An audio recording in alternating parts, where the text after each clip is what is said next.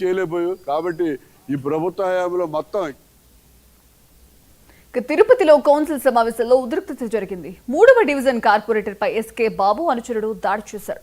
కౌన్సిల్లో బయట వ్యక్తి వచ్చి దాడి చేయడం ఏంటని ఆగ్రహం వ్యక్తం చేసిన వైసీపీ కార్పొరేటర్లు మేయర్ పోడియం దగ్గర నిరసనకు దిగారు. తమకు న్యాయం చేయాలని డిమాండ్ చేస్తూ నినాదాలు చేశారు. వర్సిటీ ప్రధాన ద్వారం దగ్గర ఎంపీ గురుమూర్తి, ఎమ్మెల్సీ సుబ్రహ్మణ్యం కార్పొరేటర్లు ధర్నా చేపట్టారు.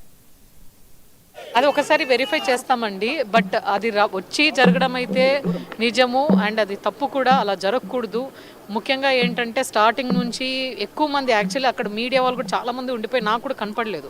సో తర్వాత విచారిస్తే ఇలా వచ్చి జరిగిందన్నారు. సో దానిపైన కంప్లైంట్ కూడా డిఎస్పీ గారికి ఇచ్చాము, అరెస్ట్ కూడా చేశారు. నేను రిటర్న్ కంప్లైంట్ ఇస్తాను. నెక్స్ట్ టైం నుంచి అలా జరగకుండా చూస్తాం. అక్కడ నేను వినడం ఏంటంటే టాబ్లెట్స్ ఇవ్వాలన్నట్టు లోపలికి వచ్చారంట, ఆయనకి హెల్త్ బాగాలేదని.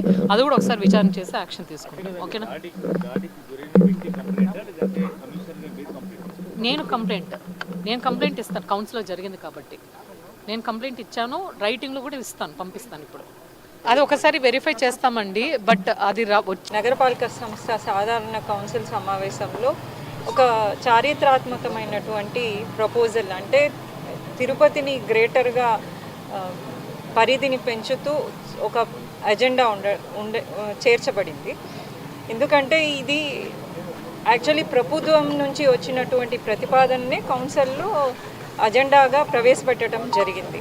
ఇక్కడ రాజకీయాలకు అతీతంగా మా కార్పొరేటర్స్, వైఎస్ఆర్సీపీ కార్పొరేటర్స్ అయితే మీ ఎంపీ గారు, ఎమ్మెల్సీ గారు అందరం కూడా, కోఆప్షన్ సభ్యులు కూడా ఈ అజెండాను ఖచ్చితంగా ఆమోదించాలి. ఎందుకంటే ఇది తిరుపతి ప్రజల ఆకాంక్ష మేరకు తిరుపతి పరిధిని విస్తరిస్తే తిరుపతి రాబోయే రోజుల్లో ఒక మెట్రోపాలిటన్ సిటీగా మనం చూడొచ్చు అనేది ఒక బ్రాడర్ ఆస్పెక్ట్తో అందరం విశాల దృక్పథంతో ఆ సబ్జెక్టు గురించి డిస్కషన్ చేయడం జరిగింది.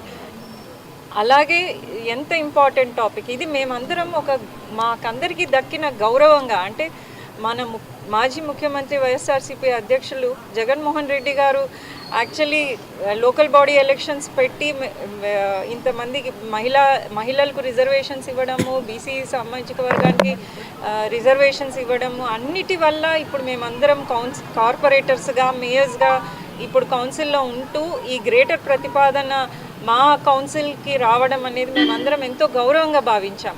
సో ఇటువంటి సమయంలో ఈ విధంగా బయట వ్యక్తులు వచ్చి మా కార్పొరేటర్ పైన దాడి